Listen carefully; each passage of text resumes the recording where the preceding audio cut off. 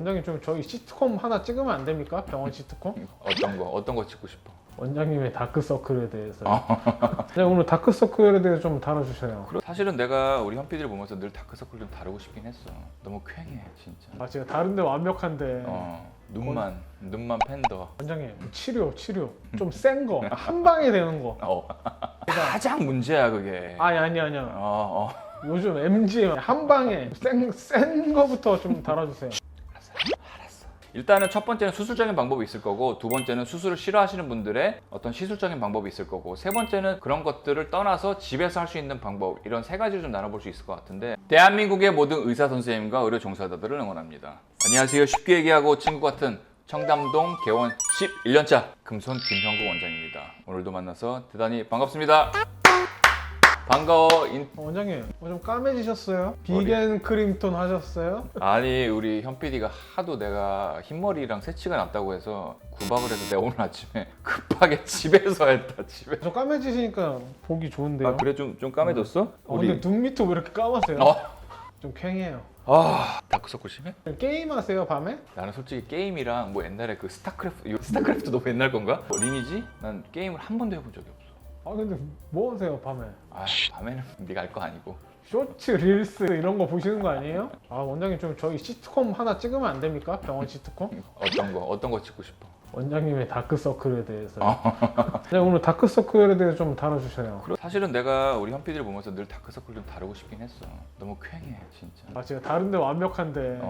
눈만 팬더. 다크서클이 있으면 지금처럼 원장님 이렇게 피곤해 보이세요, 이렇게 늙어 보이세요, 수척해 보이세요라는 말을 많이 듣는 경우가 많거든. 그렇기 때문에 사실 의도치 않게 불편한 모습을 보여주는 첫 번째가 사실은 다크서클이라고 난 생각이 되기는 해. 굉장히 불편해 지금 얼굴 너. 원장님 다크서클 왜 생기는 겁니까? 다크서클 굉장히 복합적으로 생기는 거야. 그 흔한 감기조차도 여러 가지 원인에 의해서 우리가 생기는 거기 때문에 눈 밑에 두께가 얇아서 생길 수도 있고, 아니면 눈 밑에 진짜 색소가 많이 침착돼서 생길 수도 있고, 아니면 주변 구조들의 뼈 구조들이나 아니면 그런 지방들이 침착이 생기면서 생길 수 있는 그런 여러 가지 복합적인 이유이기 때문에 원인을 알아보고 그에 맞는 치료를 하는 게 가장 사실 중요한 일 중에 하나이기는 해. 어떤 만능이라고 하는 치료가 없기 때문에 개인별 맞춤형으로 진단을 철저하게 정확하게 한 이후에 하는 것들이 가장 중요하긴 하지. 원인은 그래서 굉장히 다양하다라고 말씀드릴 수 있을 것 같아. 그게 지방인지 색소인지 쉽게 알아보는 방법이 있나요? 보통 환자들을 볼 때 다크서클이라고 하면 세 번째 손가락을 이용해서 두 번째, 세 번째로 이렇게 살짝 찢은 다음에 아래로 이렇게. 보여? 이렇게 현피디도 한번 해봐. 이렇게 한 다음에 살짝 이렇게 해서 아래로 이렇게 내려보면 눈 밑에 색소 침착이 보이는 사람이 있고, 얇아서 푸르스름하게 보일 수도 있고, 아니면 그렇진 않은데 전체적으로 지방이 이렇게 껴서 있는 거일 수 있기 때문에 가장 좋은 감별 방법은 지금 말씀드린 대로 이렇게 내려서 해보는 게 가장 좋은 방법이긴 해. 그리고 사실은 우리가 내과적인 아니면 이비인후과적인 호흡기 계통에 아니면 알러지 계통에 그런 병력이 있는지 문진하는 게 제일 중요하거든. 원장 선생님이 진료를 하는 병원에서 원장님이 얼굴을 보고 이런 호흡기적인 그리고 알러지적인 아니면은 이비인후과적인 여러 가지 문진을 통해서 그 환자분 자체가 얼굴을 자주 비빌 수 있는 부비동염의 그런 병력이 있는지, 아니면 잠을 많이 못 자고 정신과적으로 어떠한 문제가 있어서 우울증이 있는지, 생활 습관이 어떤지, 식생활이 어떤지, 그런 것들을 전부 다 판별을 한 이후에 왜 그것들이 생겼는지에 대한 것들을 접근하는 게 중요한 면이 될 수 있거든. 그리고 또 운동을 얼마나 하는지, 자외선이 얼마나 노출이 되는지에 대한 것들을 살펴보는 게 제일 중요해. 원장님 치료 좀 센 거, 한 방에 되는 거. 가장 문제야 그게. 아니야. 요즘 MGM 한 방에 센 거부터 좀 다뤄주세요. 알았어. 일단은 첫 번째는 수술적인 방법이 있을 거고, 두 번째는 수술을 싫어하시는 분들의 어떤 시술적인 방법이 있을 거고, 세 번째는 그런 것들을 떠나서 집에서 할 수 있는 방법, 이런 세 가지를 좀 나눠볼 수 있을 것 같은데, 일단 수술적인 거 말고 시술적인 거 먼저, 그리고 집에서 할 수 있는 간단한 것부터 말씀드리고 그 다음 센 걸로 넘어가야지. 지금 나의 영역도 아닌 부분을 하라고 하면 너는 할 수 있겠어? 일단 첫 번째 시술적인 걸 먼저 말씀드리면, 여러 가지를 좀 나눠서 생각해 볼 수가 있어. 일단 피부에 색소가 있거나 혈관 분포가 많아서 다크서클이 생기는 경우가 있고, 아니면 구조적인 뼈의 파임이나 지방이 많이 축적돼 있거나 피부가 너무 얇아서 생길 수 있는 그런 여러 가지의 원인에 의해서 생긴 것들을 우리가 치료하는 복합적인 시술적인 것들을 좀 설명드리도록 할 텐데, 아까 이제 처음에 설명했었던 것처럼 이렇게 내려보고 하는 하는 방법으로 피부가 너무 얇거나 색소가 많은 경우에는 나로서는 가장 많이 하는 거는 PRP라는 방법을 가장 많이 쓰는 것 같아요. 플레이틀릿 리치 플라즈마라 그래서 혈소판이랑 혈장이 아주 풍부한 애들을 눈 밑에다가 이제 깔아주고 집어넣는 거를 이제 하는 거거든. 물버린의 힐링 팩터 같은 건가요? 그거 몰라. 잼민이 같은 질문인데 죄송합니다. 그거 무슨 말인지 모르겠다. 그게 뭐야? 영화 보면 자가 혈청으로 막 부활하고 그러잖아요. 그런 거 아니에요? 모르겠고 됐고, 일단 자가혈이라고 하면 본인의 성장인자를 뜻하는 거라고 얘기하면 되는데, 사실 어떻게 보면 줄기세포 치료라고 하는 것들 중에서도 가장 막내격에 해당한다라고 하면 돼. EGF라고 해서 Elongate Growth Factor라고 하는 거라, 그로스 팩터들이라고 하는 성장인자들이 굉장히 많이 들어있는 그런 자가혈을 이용하는 것들인데, 이런 PRP는 언제 많이 나오냐면 운드 힐링이라고 해서 상처를 회복하고 치료할 때 몸에서 많이 분비가 되는 거고, 진피층에 있는 콜라겐들을 막 자극해서 더 많이 만들도록 하는 일종의 어떠한 시그널이라고 생각하면 될 것 같아. 상처가 치료될 때는 혈관들이 많이 또 와서 영양분들을 공급해 줘야 되잖아. 그런 것들을 신혈관 생성이라고 하는데, 신혈관 생성들이 많이 되면서 눈 밑에 있는 피부들을 두껍게 하면서 아주 생기 있고 활력 있고 전체적인 피부 환경을 건강하게 만들 수 있기 때문에 나는 그 PRP라는 방법을 좀 많이 쓰는 것 같아. 데드풀의 힐링 팩터랑 비슷한 개념이네요. 아, 그렇습니까? 오늘 가서 봐야겠다. 어떻게 보면 자기 혈액이기 때문에 어떠한 부작용이나 과민 반응이 많이 없다고 생각하면 되고, 왜냐면 내 거 내가 먹는 건데 사실은 남의 거를 쓰는 것도 아니기 때문에 그런 부작용이나 이런 과민 반응이나 그런 데서 좀 자유로울 수 있기 때문에 나는 그 치료를 많이 쓰고, 만약에 그렇지 않다라고 하면 리쥬란도 사실은 DNA 정소에서 나온 거기 때문에 폴리뉴클레오타이드라는 성분이잖아. 걔네들을 이용하는데, 걔네들을 사실 PRP랑 같이 자가혈이랑 같이 믹스해서 공급하는 경우에도 눈 밑에는 좋은 치료 효과를 주는 한 가지 방법이라고 우리가 생각할 수 있어. 그것도 한 번에 되는 건 아니죠. 3번 맞아야 되는 거잖아요. 비용 3배. 돈이 없어요, 원장님. 잠깐 한번 봐봐.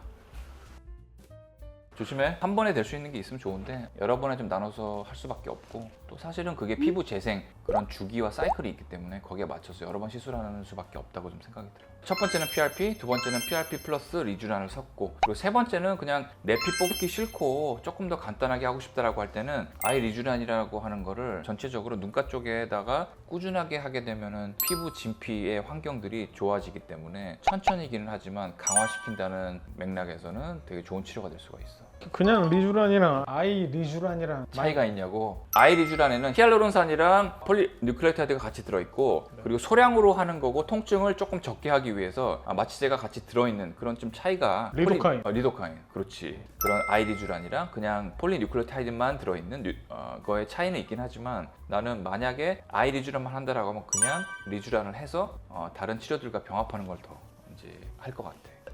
원장님 괜찮으세요? 저기요! 여기요! 괜찮습니다. 저 괜찮습니다. 그리고 PRP랑 리쥬란이랑 믹스하면서, 그리고 눈 밑에 어떠한 주름들이 같이 이렇게 응축이 돼 있으면 조금 더 그림자가 지기 때문에 더 어두워 보일 수 있거든. 그렇기 때문에 보톡스 살짝 믹스해서 같이 눈가 쪽이랑 깔아주면은 어느 정도의 다크서클을 치료할 수 있는 그런 방법이 될 수가 있어요. 그리고 두 번째는 이제 토닝 아니면 레이저를 이용하는 것들인데, 롱펄스 어빔 레이저나 아니면 토닝을 계속해서 눈가 쪽이나 얼굴 전체적으로 하게 되면 시간은 오래 걸리긴 하지만 어느 정도의 색소를 빼는 좋은 치료 방법이 될 수가 있어. 그리고 세 번째는 아까 말씀드린 것 중에 원인 중에 하나는 어떠한 뼈 구조 때문에 전체적으로 좀 다크서클이 보이는 경우가 있거든. 눈물고랑과 눈물고랑 위쪽으로 내려가는 거, 그리고 인디안 주름이 같이 있으면서 그런 푹 파임 그리고 꺼짐 때문에 눈 밑이 좀 어두워 보이는 경우도 있기 때문에 구조적으로 볼륨을 좀 보충해서 이런 골이 있는 곳들을 살짝 올리면 그림자 지는 곳들이 많이 없어지기 때문에 다크서클 전체적으로 향상되는 그런 모습을 좀 보일 수가 있어. 원장님, 요즘에 뭐 기승전 필러다 약간 이런 이야기들이 있어요. 근데 필러를 정말 적절히 잘 쓰면 굉장히 좋은 치료제이기 때문에 늘 설명을 드리는 거고, 필러가 싫다라고 해서 우리가 많이 이용을 하는 콜라겐 부스터도 쓸 수 있긴 하지만 폴리머 제품들에 대한 것들은 많이 설명을 드렸고, 얘네들은 또 눈 밑에 결절들을 만들 수 있기 때문에 가장 내가 애용하는 것 자체는 그런 히알루론산 필러를 많이 쓰는 그런 방법을 좀 쓰고 있지. 꺼져 있는 삼각 부위를 조금 보충해주면 정말 드라마틱하게 좋아지는 경우가 있기 때문에 환자들의 그런 얼굴들을 잘 보고 선별해서 그런 치료를 하게 되면 굉장히 좋은 치료 방법이 될 수가 있어. 그리고 마지막은 탄력 레이저를 얘기할 수 있을 것 같은데, 일단 눈 밑을 이렇게 했었을 때 얇아서 묻히게 되는 것 때문에 우리가 색소가 보이는 다크서클이라고 할 때는 피부를 좀 두껍게 할 수 있는 애들을 좀 이용해서 하는 게 좋겠지. 피부를 좀 두껍게 하는 맥락에서는 어떤 레이저 리프팅을 하는 게 제일 좋아? 써마지. 그렇지, 써마지지. 써마지는 진피층까지 자극을 하면서 진피층의 환경들을 그리고 콜라겐들을 형성시키면서 두껍게 만들려고 하는 거기 때문에 덴서티나 올리지오도 괜찮고 뭐 온다 리프팅도 괜찮고 피부를 두껍게 만들려고 하는 노력들을 하는 게 좋기 때문에 아이 쪽으로만 해서 아이 써마지나 아이 덴서티나 아이 올리지오나 그런 것들을 나는 적극적으로 좀 추천할 것 같아. 원장님 여기에 수술적인 것까지 말씀하실 거예요? 왜냐면 저 잠깐 집에 좀 갔다 오려고. 잠깐 다녀와. 일단 수술적인 거는 우리가 지방이 축 처져 갖고 전체적인 처짐이 좀 유발돼 있을 때 어쩔 수 없이 그런 그림자들을 없애기 위해서 잉여 살들을 없애고 지방을 없애는 그런 수술을 하게 되는데 이거는 어떤 올드 에이지에서 조금 나이가 있으신 분들이 하는 것들이고 저는 못하긴 하지만 아이백이라 그래서 이쪽 아래 처지는 것들을 없애고 그리고 조금 더 매끄럽게 하면서 잡아당기고 음영이 사라지게 하면서 다크서클을 좋게 하는 그런 수술적인 방법을 사용하는 것도 굉장히 좋은 방법이야. 눈 밑 지방 재배치나 아니면 결막을 이용해서 지방을 빼주거나 다시 쭉 깔아주는 거, 그리고 너무 빽이 많을 때는 하안검 수술이라고 해서 눈 아래를 찢어서 올려서 꼬매고 없애는 그런 수술적인 것들을 하면 굉장히 드라마틱하게 좋아지기 때문에 수술적인 것들도 꼭 고려해 보셨으면 좋겠습니다. 수술하면 시술 안 해도 되는 거죠? 아니야, 그건 아니야. 하고 나서도 노화는 계속 생길 수 있고 피부에 얇은 것들이 수술한다고 해서 두꺼워지는 건 아니기 때문에 지금 시술적으로 말씀드린 것들도 수술하고 난 이후에도 꾸준하게 하셔야지만 슬로우 에이징을 우리가 실현할 수 있기 때문에 수술이 아주 단 치료이긴 하지만 그 이후에 관리 차원에서는 시술적인 것들도 굉장히 필요하다는 거는 꼭 알고 있어야 돼. 원장님 돈 좀 안 들이는 것 좀 알려주세요. 집에서 할 수 있는 거. 일단 생활 습관 잠 잘 자야 되고 그리고 비타민 C는 상피세포와 그리고 결체 조직들을 많이 생성하기 때문에 비타민 C 꼭 드시고 그리고 물도 2리터 이상 그리고 비타민 C도 정말 고농축 비타민 C로 계속 드시는 거 굉장히 추천드리고 세 번째는 아이크림을 이용해서 없앤다는 게 말도 안 된다고 생각이 드시지만 아이크림 굉장히 효과가 좋을 수 있거든. 그렇기 때문에 하이드로퀴논 크림이나 비타민 B, 비타민 C 크림 그리고 레티노이드 계열의 크림들도 잘 선별해서 원장님들한테 처방을 받아서 좀 쓰셨으면 좋겠고 또 카페인이 들어간 또 로션과 크림들이 많거든. 눈 밑에 하는 것들. 그래서 카페인이 들어가 있는 애들도 또 각자에 맞는 것들을 잘 선택해서 쓰시면 좋을 것 같고 또 멍이 들었을 때 멍크림이라고 하는 비타민 K라는 크림이 있거든. 비타민 K 크림도 어떠한 색소, 특히나 눈 밑에 있는 다크서클들을 없애는 그런 치료에 많이 쓰이기 때문에 그거는 약사님들이나 아니면 우리 올리브영 자주 가잖아. 원장님 쓰시는 거 다뤄주시면 안 돼요? 먹는 거랑 쓰시는 크림. 화이트닝 크림이나 아니면 하이드로퀴논 크림이나 이런 것들은 다음번에 한번 다룰 테니까 그렇게 하고 너무나 그런 것들에 스트레스를 받으실 때는 어쩔 수 없어. 그냥 빕이나 아니면 컨실러로 잘 가리고 다니시면서 블루칸 애들은 수술로 좀 치료하시면 그런 좋은 효과를 얻을 수 있으니까 집에서는 그런 식으로라도 좀 가꾸시는 거를 추천드리도록 하겠습니다.